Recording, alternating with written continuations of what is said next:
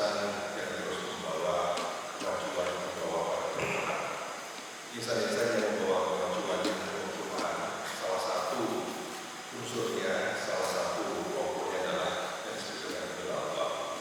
Jadi kalau tadi saya membaca surat Al-Imran ayat 190-191, itu tidak lain adalah sebuah ayat yang diturunkan berkaitan dengan suatu konteks masalah. Jadi pada saat itu Rasulullah mendapatkan larangan dari suku Quraisy. Kalau suku Quraisy itu mengatakan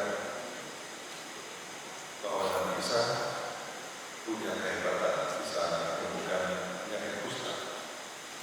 Ketika bertanya kepada Nabi Musa, maka Nabi Musa punya kehebatan tongkat yang bisa melawan.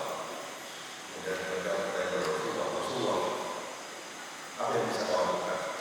Apakah kau bisa mengubah bukit Safa dan Marwah menjadi bukit emas? Jadi pertanyaan itulah yang kemudian membuat Rasulullah merenung dan kemudian mendapatkan wahyu berupa dua ayat yang menjelaskan bahwa dalam proses penciptaan ini ada tanda-tanda dari Idul Adha. Siapa Idul Adha? Orang yang selalu mengingat Allah, selalu baik kondisi Ibrahim dalam berbagai kondisi dan selalu memikirkan tentang penciptaan langit dan bumi dan meyakini bahwa ciptaan langit dan bumi tidak ada yang sia-sia. Nah, jadi memang Allah ini adalah sebuah sosok yang bisa menjadi salah satu alat kita karena dalamnya ada komponen zikir dan komponen fikir, dan komponen zikir dan komponen fikirlah yang bisa membantu Allah bisa menjalankan fungsi-fungsi sebagai Al-Quran membawa orang ke Islam. Jadi saya bertanya, Allah itu kalau tadi saya jelaskan ayat-ayat itu adalah ayat yang mengatakan tentang Allah mencetak berbagai fenomena alam. Namun sebenarnya Allah tidak mencetak fenomena sosial. Lakukan di proses ini untuk Allah itu surat Yusuf ayat 11. Bahwa dalam kisah-kisah mereka itu terdapat tanda-tanda pelajaran dari Allah. Jadi seorang seorang yang terus belajar. Kalau dalam sifat Rasulullah itu salah satu komponen Allah yang muncul adalah dari sisi akalnya itu sifat Allah.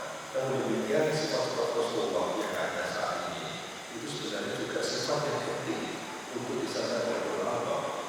Sehingga kalau kita mencoba untuk membuat karakteristik seorang Allah, maka Allah itu minimal memenuhi sifat-sifat Rasulullah. Yang pertama adalah karakteristik sidik. Sidik itu artinya benar-benar atau kejujuran. Dan sidik itu menjadi basis bagi integritas. Jadi sidik itu merupakan basis bagi integritas. Kenapa? Karena kejujuran merupakan modal persoalan integritas. Dan kita tahu bahwa hasil survei di mana selalu menempatkan karakter kejujuran sebagai nomor satu dan sukses. Jadi kita termasuk dari melakukan riset dari salah satu sukses itu bukan IQ, bukan IPK tidak berapa, bukan di mana kita sekolah, tapi yang nomor satu adalah kejujuran. Nomor dua, kedisiplinan. Nomor tiga, gaul. Nomor empat, untuk pasar hidup. Bukan pasar hidup nomor empat, lebih tinggi daripada sekedar IQ, daripada IPK, daripada di mana kita sekolah. Nomor lima, kerja di karakter orang lain. Nomor 6, jiwa yang kita kerja. Itu nomor faktor sukses. Nomor satu itu. Dan sekarang kita bangun juga. Terus sekalian, sudah proyek model pada tahun 2002 yang mengatakan bahwa satu investasi terbesar yang penting bagi kemajuan ekonomi sebuah bangsa adalah melalui pendidikan. Kita selalu berpikir bahwa pendidikan tinggi adalah investasi terbaik untuk kemajuan ekonomi. Ternyata pengumuman dari penelitian proyek model ini yang mengatakan bahwa ternyata investasi terbesar adalah pada pendidikan manusia ini. Jadi pendidikan manusia ini kita selalu mengabaikan, kita menganggap itu tidak terlalu penting. Akan tetapi hasil penelitian proyek model justru adalah fondasi dari kemajuan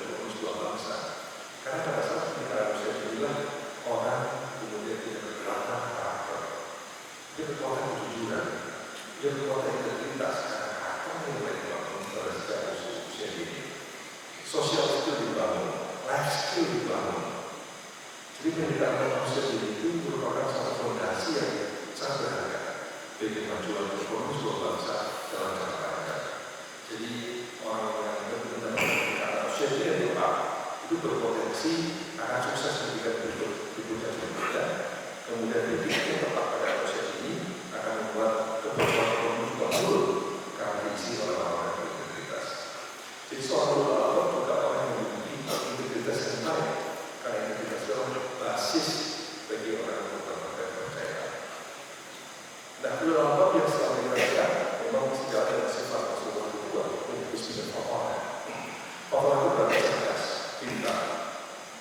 Nah, kita harus terjemahkan dalam perspektif yang luas lagi, bukan sekedar pintar, bukan sekedar cerdas, namun dia adalah seorang yang memiliki pikir yang baik, memiliki cara pandang yang baik, memiliki visi yang baik. Dia adalah seorang pembelajar. Jadi seorang ulama adalah seorang pembelajar. Karena orang-orang yang cerdas itu biasanya adalah orang-orang yang memiliki semangat belajar yang kuat. Dan orang-orang yang memiliki semangat belajar yang kuat juga adalah orang-orang yang umumnya melakukan untuk menjadi semakin cerdas. Jadi seorang pembelajar itu kalau harusnya dikatakan betul-betul ilmu mengalami adalah lifelong learning. Ya, jadi belajar sepanjang hayat. Kayak dokter mengatakan, jadikan sekolahmu, jadikan rumah jadi sekolahmu, jadikan sekolah dulu. Jadi kita belajar di sekolahmu dari kapanpun, dimanapun, mental sebagai seorang belajar dan berbeda. Namun dalam konteks ini, yang kita perlukan memang adalah seorang pembelajar. Karena orang belajar adalah kira-kira bisa menjadi orang yang merespon perubahan. Kalau cara saya mengatakan sebenarnya kekuatan sukses orang itu bukan karena pintar, bukan karena kekuasaan, tapi karena kemampuan merespon perubahan. Dan kemampuan merespon perubahan itu sangat bergantung pada kapasitas kemudian menjadi kemampuan belajar. Namun ada satu catatan penting. Ketika sifat orang kita terjemahkan lebih jauh lagi, maka sifat ini mestinya juga mampu mengkapitalisasi salah satu poin penting dalam Asmaul Husna. Dalam Asmaul Husna itu ada yang namanya Al-Khaliq, ada yang namanya Al-Bari. Jadi Al-Khaliq itu adalah pencipta, Al-Bari pencipta, sama. Apa bedanya Al-Khaliq dengan Al-Bari? Sama-sama Asmaul Husna. Dalam beberapa tafsir yang kita baca, Al-Khaliq artinya pencipta bersesuatu umum. Dan bisa juga berarti menciptakan sesuatu yang sudah berulang-ulang. Namun Al-Bari itu adalah menciptakan sesuatu yang sangat baru, yang belum pernah ada. Nah, jadi kekuatan hari ini yang kita perlukan adalah bagaimana menganalisis sifat Allah Al-Bari, yaitu jiwa inovasi. Dan itulah jiwa yang diperlukan bagi kita untuk bisa keluar dari jebakan negara-negara berkembang di Indonesia ini. Karena korelasi antara global growth index dan GDP per kapita per tahun selalu berkorelasi positif. Karena itu penting bagi kita saudara-saudara dari semua bahwa menerasasi nilai-nilai inovasi inilah akan menjadi pencuri ulama hari ini. Bila ulama menjadi orang yang memiliki jiwa inovasi, maka dia akan berpotensi membawa manfaat yang lebih luas. Coba bayangkan siapa penulamu, kalau penulamu adalah orang yang memiliki kemanfaatan yang besar, maka kalau ditanya berapa rentang manfaatnya, kemanfaatannya itu adalah kemanfaatan yang meskipun dia sudah meninggal, tapi masih bisa seorang lain. Jadi ukuran kemanfaatan kita berdasarkan komunitas adalah meskipun kita sudah tidak ada, tapi manfaat yang kita masih ada, masih terus mengalir. Kita bisa manfaat bisa dari ilmu, bisa dari karya, bisa dari inovasi-inovasi. Yang itulah saya kira ulama hari ini harus kita pakai sebagai orang yang menjiwai sifat Al-Bari dengan inovasi-inovasi yang ada, memecahkan berbagai masalah yang ada, termasuk masalah-masalah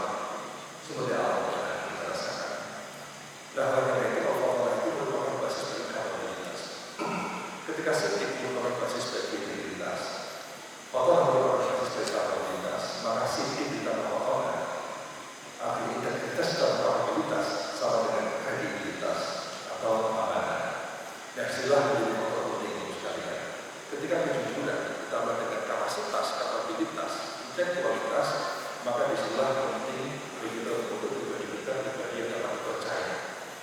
Nah, pribadi dapat dipercaya inilah sebenarnya salah satu impact penting dari kita ini pribadi orang.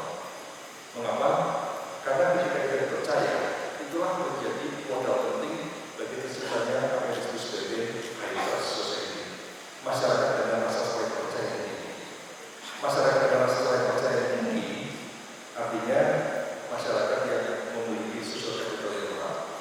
Ini yang oleh disebut sebagai high trust society, sebagaimana beberapa maju, di mana rasa saling percaya antara orang itu sangat tinggi sekali.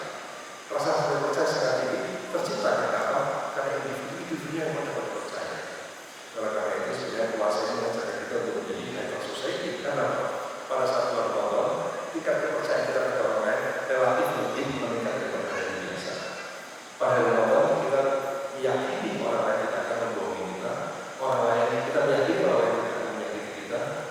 Ada perasaan positif yang selalu ada pada diri kita kepada orang lain. Itulah trust.